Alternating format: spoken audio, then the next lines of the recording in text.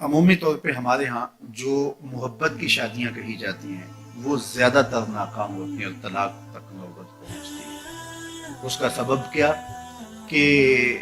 کچی عمر کے بچے اپنے جذبات سے فیصلہ کرتے ہیں اور ان کی نظر کے اندر صرف ایک دو چیز دیکھنے کی ہوتی ہے جس سے وہ فیصلہ کرتے ہیں، لیکن کہنہ مشق اور گرم سرد چشیدہ والدین اس بات کو جانتے ہیں کہ ہماری اولاد کی ترجیحات کیا ہیں اور جو ہے وہ ازدواجی زندگی کیسے خوبصورت گزرتی ہے، اس لیے وہ جو فیصلے کرتے ہیں وہ فیصلے جو ہے وہ بہت اچھے ہوتے ہیں۔ کبھی ایسا ہوتا ہے کہ اولادوں کو اللہ تعالیٰ فہم، فراست اور عقل و خرد کی فراوانیاں نصیب کر دیتا ہے اور والدین واقعتاً فہم اور سمجھ میں اس مقام پہ نہیں ہوتے، تو سعادت مند اولادیں اس وقت بھی اپنے والدین کو شامل کرتے ہیں اور ان کے فیصلے اچھے بھی ہوتے ہیں۔ لیکن عمومی طور پہ ہوتا ہے کہ چاہے وہ اسکول، کالج اور یونیورسٹی میں نہ بھی گئے ہوں والدین، لیکن ان کے تجربات عملاً جو ہیں وہ زیادہ ہوتے ہیں۔ اسی لیے فرمایا گیا سید عائشہ رضی اللہ تعالیٰ عنہ سے مروی روایت ہے، ایما امرأۃ نکحت بغیر اذن ولیہا فنکاحها باطل فنکاحها باطل فنکاحها باطل، 3 مرتبہ فرمایا، جو خاتون اپنے ولی کی اجازت کے بغیر نکاح کرتی ہے اس کا نکاح باطل ہے، اس کا نکاح باطل ہے، اس کا نکاح باطل ہے۔ تو عمومی طور پہ وہ نکاح جو ہیں وہ ناکام ہو جاتے ہیں، اس لیے کہ وقتی جذبات سے وہ رشتے جڑتے ہیں اور وہ خاص عمر تک وہ جذبات ہوتے ہیں،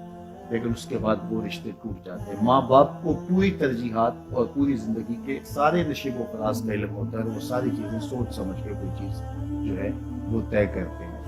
اس میں بعض کا ایسا بھی ہوتا ہے کہ والدین بچوں کی ترجیحات دیکھے بغیر اپنی خواہش کو مقدم کر دیتے ہیں، تو یہ چیز بھی تناؤ کا سبب اور طلاق کی نوبت تک پہنچا دیتی ہے۔ یعنی بعض کا ماں باپ کو ضد ہوتی ہے کہ میں اپنے رشتہ داروں میں ہی اپنے بچے کا نکاح کرنا ہے اور وہ بیٹی جو ہے اس کا مزاج نہیں جڑ رہا ہو، تو یہ خواہش اچھی ہے،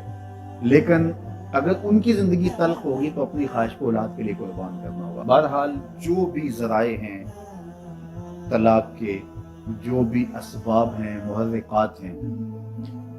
نتیجہ اگر طلاق تک پہنچ جائے، مرد کو پھر بھی اس کی مردانگی روک رہی ہوتی ہے اور عورت بلا جھجک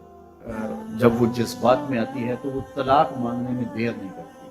اور بہت ساری طلاق جو جذباتی ماحول میں ہوتی ہیں اس میں قصور خاتون کا ہوتا ہے کہ وہ طلاق مانگتی ہے، تو عورت کو کبھی بھی طلاق نہیں مانگنا چاہیے۔ ہاں اگر واقعتاً اس کا استحقاق بنتا ہے، وہاں زندگی گزارنا مشکل ہو گیا تو وہ عدالت میں رجوع کر کے خلا لے سکتی ہے، لیکن یہ عورتیں جو ڈٹ جاتی ہیں کہ ٹھیک ہے مجھے بھی فارغ کرو، میں ایک لمحہ اس گھر نہیں رہنا چاہتی، یہ گھر میرے لیے جہنم ہے، اور یہ اس کی بہنوں کے سامنے، اس کے بھائیوں کے سامنے، اس کے خاندان والوں کے سامنے اس کو یوں للکار رہی ہوتی ہے، تو پھر وہ طلاق دے دیتا ہے، اور بعض کا وجہ نہیں ہوتی کہ وقتی تناؤ ہوتا ہے۔ تو حضرت امام ابو داود نے حضور کا یہ فرمان لکھا ہے کہ آقا کریم نے فرمایا کہ جو خاتون بغیر عذر کے اپنے شوہر سے طلاق مانگتی ہے وہ جنت کی خوشبو بھی نہیں پائے گی، اور جنت کی خوشبو 500 سال کی مسافت سے آنا شروع ہو جائے۔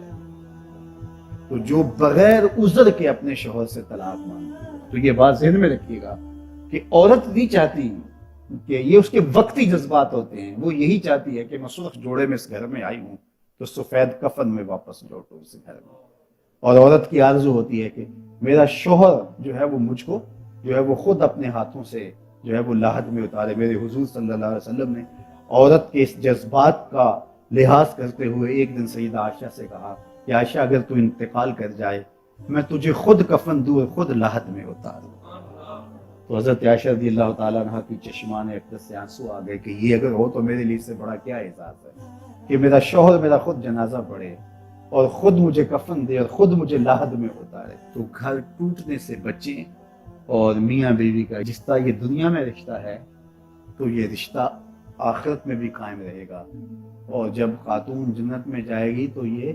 جو ہے وہ ان حوروں کی جو مرد کو جنت میں عطا کی جائیں گی، یہ ان کی سردار ہوگی،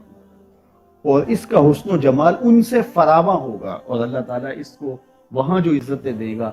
چونکہ وہ دار الجزا ہے، دار العمل تو ہے نہیں ہے، تو وہ دی